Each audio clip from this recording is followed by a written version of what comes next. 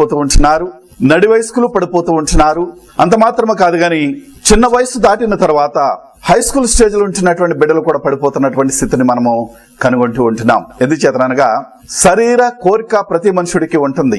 అయితే దేవుని యొక్క చిత్తమును బట్టి దేవుడు మనకి అనుగ్రహించేటువంటి ఆ దినము కొరకు మనం అందరము కూడా ఎదురు చూడవలసిన వారంగా ఉంటున్నాం.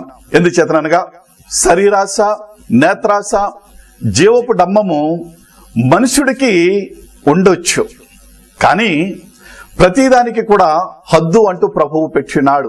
ఈ హద్దు మీరు మనం ఏదైనా చేసినట్లయితే దేవుడు దానిని పాపముగానే పరిగణిస్తూ ఉంటాడు.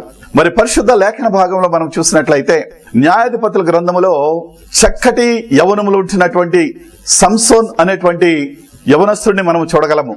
తల్లి యొక్క మాటకు, తండ్రి యొక్క మాటకు శిరస్సు వహిస్తూ దేవుని యొక్క ప్రజలకు మధ్యలో ఒక నాయకుడిగా ఉంటూ తన బ్రతుకులో ఎన్నో గొప్ప అద్భుత కార్యములు, మహత్కార్యములు సవిచూచిన వాడుగా ఉంటూ అలనాడు ఇశ్రాయేలు ప్రజలకు వ్యతిరేకంగా ఉంటున్నటువంటి ఫిలిష్తీయ జనాంగాన్ని, వారి యొక్క సర్దారులను సహితము ఆయన చీల్చి చెండాడి భయక్రాంతుడిని చేసినటువంటి ఈ సంసోను తన శరీర కోరికను తీర్చుకోవడానికి దేవుని యొక్క మాటను, దేవుని యొక్క ఆజ్ఞను మీరి శరీర కోరికను తీర్చుకోవడానికి పాపము చేసినట్లుగా మనం చూడగలుగుతూ ఉంటున్నాం.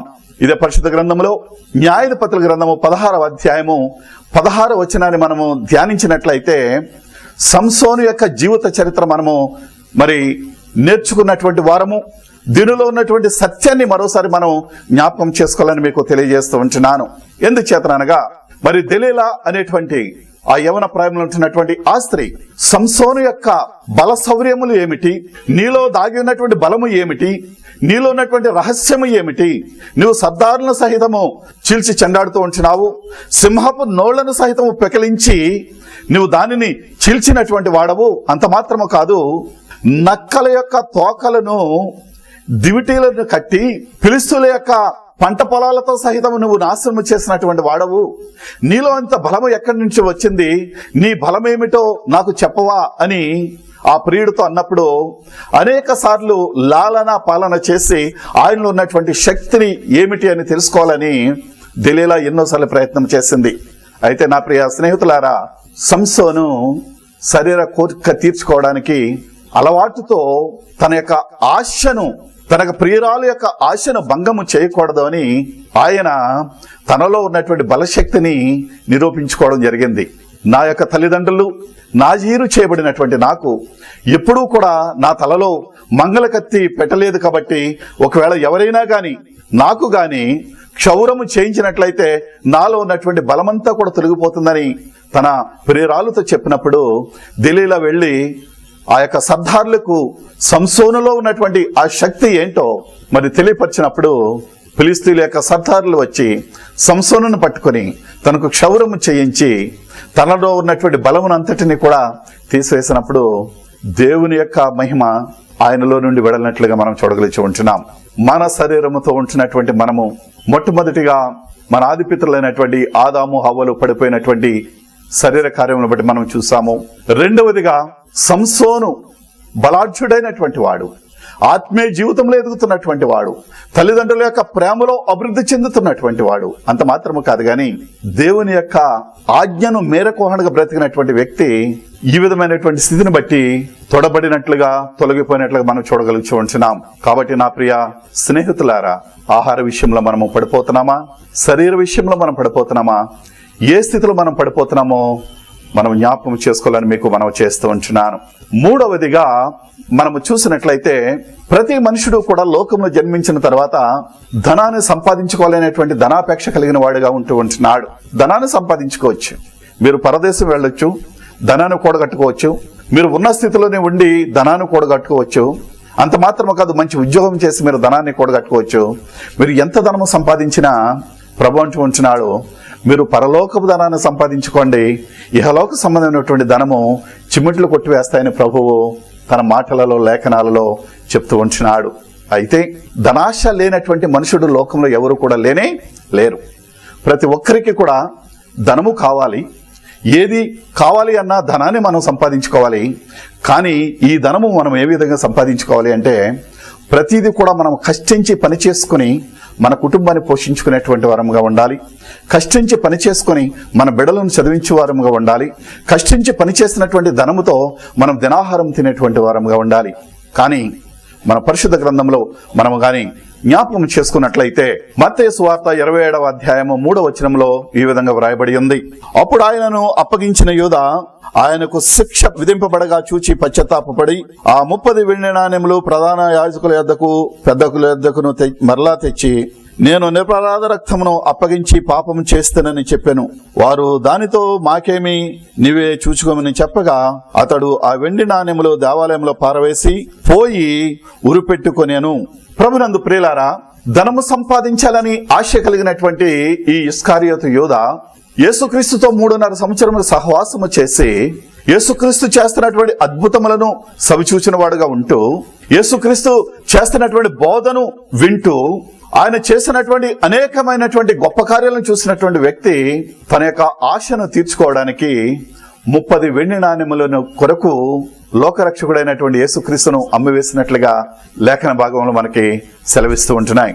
అతను ధనము కొరకు ధనము వెనక పరిగెత్తి ఉన్నాడు. కాబట్టి ఈ ఇస్కారియోతు యోధా ఆ వెండి నాణెములను తీసుకుని వెళ్లి ఆ ప్రధాన యొద్దకు వెళ్ళినప్పటికీ కూడా వారు ఆయనను తిరస్కరించి, ఒకసారి నీవు మా దగ్గర నుండి ధనమును తీసుకుని వెళ్ళి ఒక నిబంధనకు నీవు లోబడి ఉన్నావు కాబట్టి దానిని మేము తిరుగు తీసుకోమని ఎప్పుడైతే అన్నారో, ఆయన పశ్చాత్తాపముతో ఆ 30 వెండి నాణెములు అక్కడ విసిరివేసి వెనుకకు వచ్చి ఉరివేసుకుని తన యొక్క ప్రాణాన్ని తీసుకున్నట్లుగా మనము చూడగలుగుతూ ఉంటున్నాం.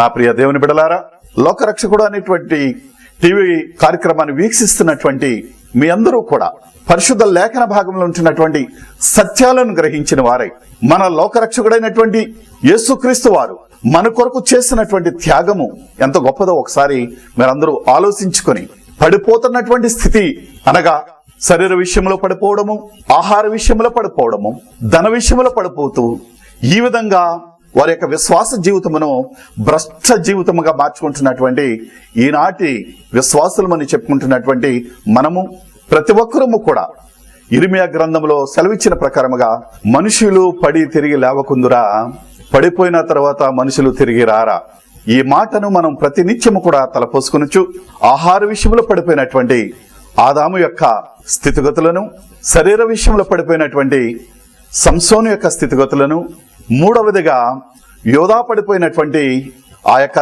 ధన ఆశను బట్టి ఏ విధమైనటువంటి స్థితిలో ఆయన ఉరుపు పూసుకున్నాడో ఈ సత్యాలను మనం గ్రహించి మనం ప్రతి ఒక్కరము కూడా ఆహార విషయంలో, శరీర విషయంలో, ధన విషయంలో దేవుడు మనకి ఏ విధమైనటువంటి సూచనలు ఇచ్చి ఉన్నాడో ఆ సూచన ప్రకారము మనము మన యొక్క జీవితాన్ని వెళ్ళబుచ్చుకుంటూ ముందుకు సాగాలని మీకు మనవి చేస్తూ ఈ నా మాటలు ముగిస్తూ ఉంటున్నాను.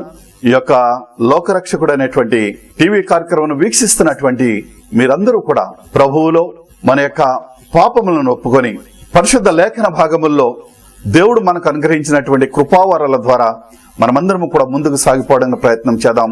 అట్టి కృప మనందరికీ దేవుడు అనుగ్రహించును గాక. ఆమెన్. ప్రార్థన చేసుకుందాం. మా ప్రియ పరలోకపు తండ్రి, లోకరక్షకుడు అనేటువంటి టీవీ కార్యక్రమం వీక్షిస్తున్నటువంటి మీ బిడ్డలను బట్టి మీకు వందనాలు చెల్లిస్తూ ఉంటున్నాం. మీ మాటలు విన్నటువంటి ప్రతి ఒక్కరిని కూడా దీవించి ఆశీర్వదించండి. ఏ మనుష్యుడు కూడా నా ప్రభా ఆహార విషయంలో గాని, శరీర విషయంలో గాని, ధన విషయంలో గాని పడిపోకుండా మీరే కృపనిచ్చి మీ కాపుదలనిచ్చి కాపాడమని అడుగుచున్నాం. ఈ కార్యక్రమం విన్నటువంటి బిడ్డలు నా ప్రభ ఎవరైనా నా తండ్రి అనారోగ్యంతో ఉన్నా, సమస్యల్లో ఉన్న, శోధనలో ఉన్నా అటు వారికి విడుదలను అనుగ్రహించమని, మీతో మంచి సహవాసము కలిగిన ప్రభ మీలో ముందుకు సాగడానికి కృపనిచ్చి నడిపించమని మహిమ ఘనత ప్రభావాలు మీకే ఆరోపిస్తూ యేసు దయగల నామమున ప్రార్థించి వేడుకొంచున్నాం మా పరమ తండ్రి. ఆమెన్. మన పరమ తండ్రి అయిన దేవుని ప్రేమ, రక్షకుడును ప్రియకుమారుడైన యేసుక్రీస్తు వారి యొక్క కృప, పరిశుద్ధాత్మని యొక్క అన్యోన్య సహవాసము, కాపుదల, సమాధానములు కార్యక్రమం వీక్షించిన బిడలకును ప్రభు యొక్క రాక పర్యంతము సదాకాలము తోడైండును గాక. ఆమెన్. అందరికీ వందనాలండి.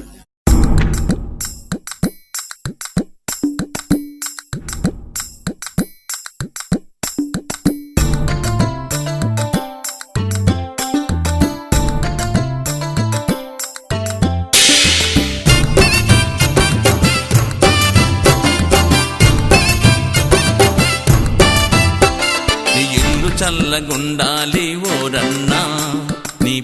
చల్లగుండాలి ఓరన్నా.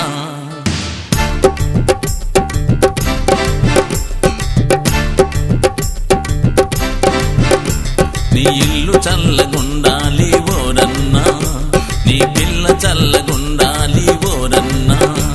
నీ ఇల్లు చల్లగుండాలి, పిల్ల చల్లగుండాలి, కలిమి సంపద ఎంట ఉండాలి, కలిమి సంపద ఎంట ఉండాలి. యేసయ్య దీవెనలు నిండుగా ఉండాలి, యేసయ్య దీవెనలు నిండుగా ఉండాలి. నీ ఇల్లు చల్లగుండాలి ఓరన్నా, నీ పిల్ల చల్లగుండాలి ఓరన్నా.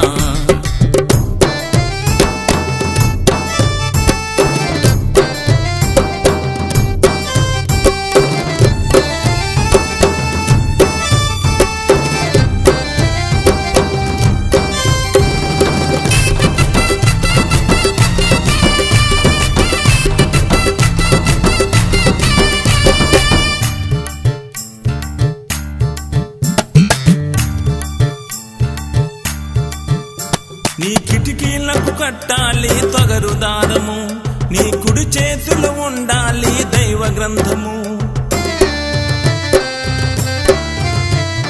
నీ కిటికీలకు కట్టాలి తొగరు దారము, నీ కుడి చేతిలో ఉండాలి దైవ గ్రంథము. ఆధారమే నీ ఇంటికి ఆధారము, ఆ గ్రంథమే నీ ఇంటికి ద్వారబంధము. ఆధారమే నీ ఇంటికి ఆధారము, ఆ గ్రంథమే నీ ఇంటికి ద్వారబంధము.